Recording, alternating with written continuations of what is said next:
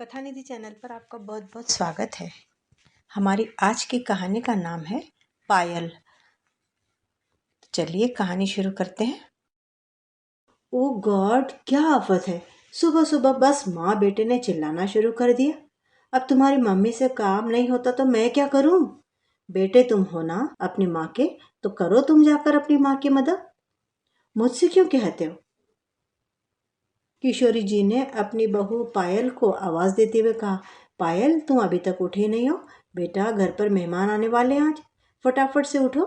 बेटी, काम संभाल लो किचन में, मैं अकेली कितना काम करूंगी। लेकिन पायल ने सुनकर भी अनसुना कर दिया। आखिर किशोरी जी से रहा नहीं गया तो वे उसके कमरे की तरफ गई और उसके कमरे का दरवाज़ा खटखटाते हुए बोली, पायल, उठी हो या नहीं? जल्दी करो, मेहमान आ जाएंगे। अपनी मम्मी की आवाज़ सुनकर आकाश भी झुंझला गया। बोला, पायल, ये क्या हरकत है? अब उठ भी जाओ, 8 बज चुके हैं। तुम्हें पता है ना, आज लवली को देखने आने वाले हैं लड़के वाले। उठो जल्दी, थोड़ी बहुत मम्मी की मदद करवा दो। आकाश की आवाज़ सुनकर पायल हड़बड़ाते हुए उठी। अरे यार, तुम्हें पता है ना कि मैं रात को 2 बजे सोई थी, फिर भी तुम मुझे सुबह जल्दी जगा रहे हो।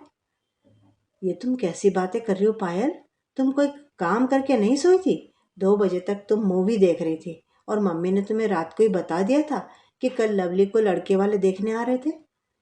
तो तुम रात को जल्दी क्यों नहीं सो गई? जल्दी सोती तो सुबह उठने में परेशानी नहीं होती। मम्मी वहाँ अकेली परेशान हो रही हो और तुम यहाँ पर आराम से सो रही हो। थोड़ा बहुत उनकी उम्र का तो लिहाज करो। ओह गॉड, क्या आफत है। सुबह सुबह बस माँ बेटे ने मिलकर चिल्लाना शुरू कर दिया। अब तुम्हारी मम्मी से काम नहीं होता तो मैं क्या करूं? तुम हो ना अपनी माँ के बेटे, तो तुम करो जाकर अपनी माँ की मदद। मुझसे क्यों उम्मीद कर रहे हो? मुझे सोने दो, कहकर पायल दूसरी तरफ मुंह फेर कर सो गई। ये देखकर आकाश को बहुत गुस्सा आया। उसने लैपटॉप एक तरफ रखा और उठकर बाहर आया और आकर अपनी माँ से बोला, मम्मी बोलो, क्या क्या काम करवाना है आप मुझे बता दो, मैं कर देता हूँ। अरे बेटा, क्या बहू नहीं उठी? किशोरी जी ने पूछा। क्या करूँ माँ, जब वो उठ ही नहीं रही। मैं इन झमेले में नहीं पड़ना चाहता मम्मी, इसलिए आप मुझे बताइए कि क्या करना है। मैं भी तो आपका बेटा हूँ, आपका काम मैं कर देता हूँ। नहीं तो बहन लवली से बोलो, वो कर देगी, राजेश चिढ़ते हुए बोला। तब किशोरी जी बोली, अरे बेटा, कैसी बातें कर रहे हो तुम? अगर लवली घर पर होती तो मैं पायल से क्यों बोलती? वो तुम्हारे पापा के साथ मंदिर गई है। मम्मी, मैं भी क्या करूँ? पहले तो शुरू शुरू में आपने ही पायल को सिर पर चढ़ा लिया, उससे कुछ काम करवाया नहीं, बस ये कहती रही कि ये भी तो मेरी बेटी जैसी है। और अब वह आपके सिर पर बेटी बनकर नाच रही है। आपकी नहीं, मेरे भी सिर पर चढ़कर नाच रही है। मुझे तो समझ में नहीं आता कि लवली की शादी हो जाएगी तो ये घर कैसे चलेगा। अभी तक तो लवली ने घर संभाल रखा था, आपकी अच्छी खासी मदद हो जाती थी, पर अब उसके जाने के बाद क्या होगा, सोच कर देखो। आकाश ने कहा और किशोरी जी के साथ रसोई में आ गया। फिर अपनी माँ किशोरी जी की मदद करने लगा। थोड़ी देर के बाद लवली और उसके पापा रतन जी भी घर आ गए। तब लवली ने आकर रसोई का काम संभाल लिया। तब जाकर किशोरी जी को थोड़ी राहत मिली। 10 बजे तक लड़के वाले भी आ गए। किशोरी जी और लवली ने ही सबको चाय नाश्ता दिया। ये देखकर लड़के की माँ बोली, अरे बहन जी, आप क्यों चाय नाश्ता दे रही है? आप बैठिए यहाँ मेरे पास। और हाँ, आप क्या बहू भी तो है ना, बेटे की शादी हो गई ना आपके, बहू और लवली मिलकर काम कर लेंगी। किशोरी जी बस मुस्कुरा कर रह गई। फिर उन्होंने आकाश की तरफ देखा और बोली, बेटा, बहू को बुला ला। ये देखकर आकाश अपने कमरे में गया, लेकिन पायल तो अभी तक आराम से पसरी हुई सो रही थी। आकाश ने धीरे से पायल को झकझोरा। बोला, पायल, तुम अभी तक सो रही हो? बाहर लड़के वाले आ भी गए हैं। अब पायल बड़ी तेज आवाज में बोली, क्या है यार, सोने दो ना मुझे। ये देखकर आकाश ने फिर उससे आगे कुछ बात करना ठीक नहीं समझा और चुपचाप ही बाहर आ गया, क्योंकि अगर वो उसे उठाता तो वो निश्चित रूप से उससे लड़ पड़ती और फिर बेवजह का तमाशा ही हो जाता। लेकिन फिर भी पायल की आवाज़ बाहर आ ही चुकी थी। क्या हुआ बहन जी, क्या आपकी बहू की तबीयत ठीक नहीं है? लड़की की माँ ने दोबारा से पूछ लिया। हाँ बहन जी, उसकी तबीयत ठीक नहीं है, इसीलिए बहू आराम कर रही है, किशोरी जी ने बहाना बनाते हुए कहा। कोई बात नहीं, आप उन्हें आराम करने दीजिए और आप नाश्ता पानी छोड़िए, थोड़ी देर आप हमारे पास ही बैठिए। थोड़ी देर नॉर्मल बात करने के बाद लड़के वाले सगाई का मुहूर्त निकलवाने की बात कहकर वहां से रवाना हो गए। ये सुनकर लवली की आंखों में आंसू आ गए। ये देखकर रतन जी बोले, बेटी तू रो क्यों रही है? एक ना एक दिन तो हर बेटी को ससुराल जाना ही पड़ता है। पहले तक तो कोई बात नहीं थी, अब क्या हो गया?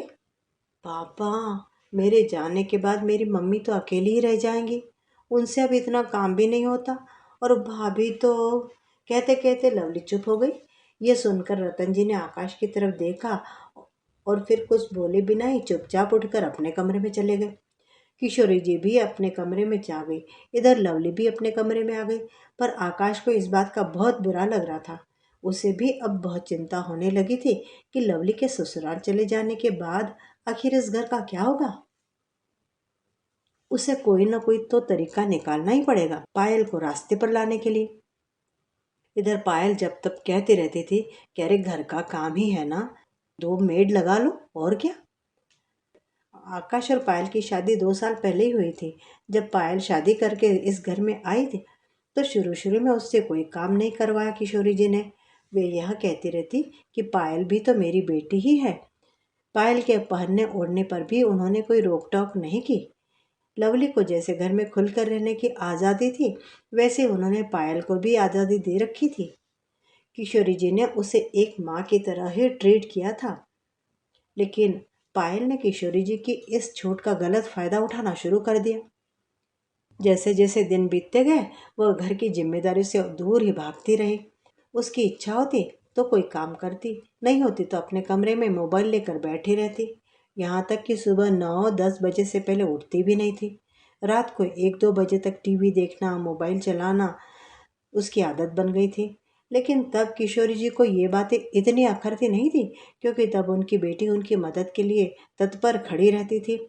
पर अब धीरे धीरे किशोरी जी को ये बातें अखरने लगी थी। एक तो बढ़ती उम्र, और अब लवली की भी शादी पक्की हो चुकी थी। उसे अब ससुराल जाना था, तो उसके बाद अब कौन उनकी मदद करेगा। यह सोच सोचकर किशोरी जी के हाथ पांव फूल रहे थे। अब वह पायल को मदद के लिए कहती तो पायल उठकर ही नहीं आती थी, क्योंकि अब वह बहुत जिद्दी और ढीठ हो चुकी थी। उसकी इच्छा होती तो ही उठकर आती, वरना उसे कोई लेना देना नहीं था कि किशोरी जी अकेले परेशान हो रही है। खैर, आकाश जब अपने कमरे में आया तो उसने देखा कि पायल उठ चुकी थी, शायद बाथरूम में थी। उसने घड़ी की तरफ देखा तो दोपहर के 12 बज रहे थे। पायल को बाथरूम से बाहर निकलकर आने पर देखा तो आकाश ने कहा, पायल, क्या आज तुम्हारी मम्मी जी से मिलने चले? अरे, पायल बोली, आज अचानक ही मेरी मम्मी से मिलने की तुम्हें क्या सूझी? यूं ही बहुत दिन हो गए उन्हें मिले बिना, इसलिए बोल रहा था। तब पायल तुरंत ही तैयार हो गई। थोड़ी देर में वह नहा धोकर नाश्ता कर तैयार होकर आकाश के साथ अपने मायके के लिए रवाना भी हो गई। मायके पहुंची तो अचानक अपनी बेटी और दामाद को देखकर उसकी माँ रचना बड़ी खुश हो गई। वह उस समय दोपहर का खाना खा रही थी। उन्होंने इन दोनों को देखकर अपनी बहू नव्या से उनके लिए भी थालियां लगाकर लाने के लिए कहा। अरे नहीं नहीं नव्या भाभी, मैं नहीं खाऊंगा, मैं तो खाना खा चुका हूँ। आप अपनी ननंद को ही खिलाइए, वैसे भी वो सुबह का नाश्ता ही करके आई है। आकाश ने जब कहा तो पायल ने उसे घूर कर देखा। भाभी हंस पड़ी, बोली, सुबह का नाश्ता कोई दोपहर में करता है क्या? आप भी आकाश जी कैसा मजाक कर रहे हो? अरे नहीं नहीं भाभी जी, मैं सच कह रहा हूँ, मजाक नहीं कर रहा हूँ। चाहे तो आप पायल से ही पूछ लो। अभी 12 बजे ही तो वह सोकर उठी थी, तो सुबह का ही तो नाश्ता हुआ ना। आकाश ने जब कहा तो रचना जी और नव्या ने पायल की तरफ हैरानी से देखा। अपनी पोल खुलती देखकर पायल ने बात को टालते हुए कहा, अरे आप दोनों इस तरह क्यों मुझे देख रही हो? ये तो मजाक कर रहे हैं। उसकी बात सुनकर उसकी मम्मी और भाभी दोनों ही हंस पड़ी। फिर रचना जी ने पूछा, कहिए दामाद जी, आज तो सोमवार है, तो आपने यहाँ आने के लिए छुट्टी ली क्या? हाँ मम्मी जी, आज मेरी बहन लवली को लड़के वाले देखने आए थे, इसलिए छुट्टी ली थी। पर अब सोच रहा हूँ कि यह जॉब मुझे छोड़नी पड़ेगी। क्यों?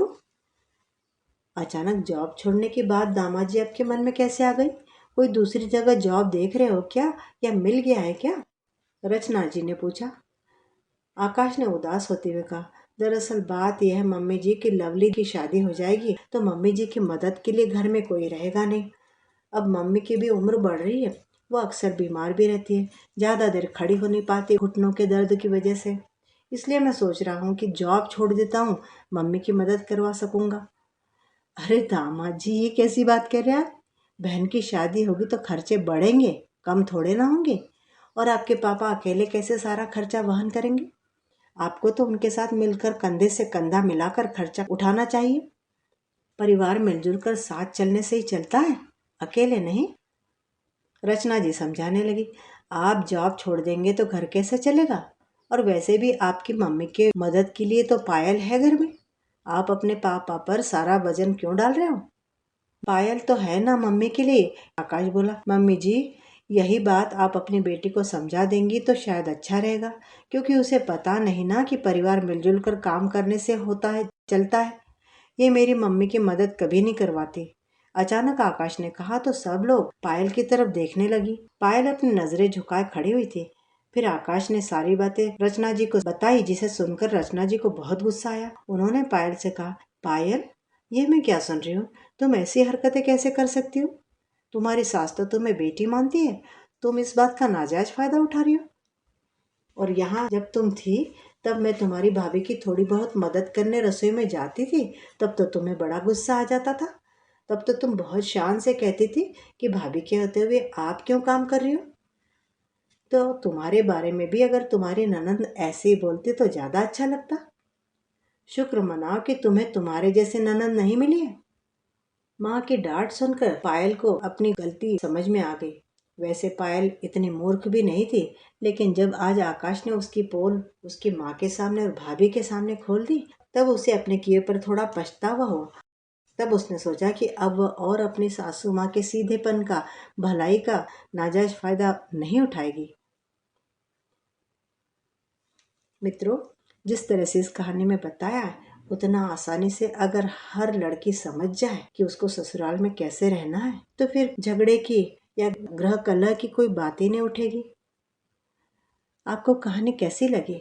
उम्मीद करती हूँ कि कहानी अच्छी लगी होगी। कमेंट बॉक्स में अपनी राय ज़रूर लिखिएगा। और चैनल पर नए हैं तो चैनल को सब्सक्राइब भी ज़रूर कर लीजिएगा। कहानी सुनने के लिए बहुत बहुत धन्यवाद।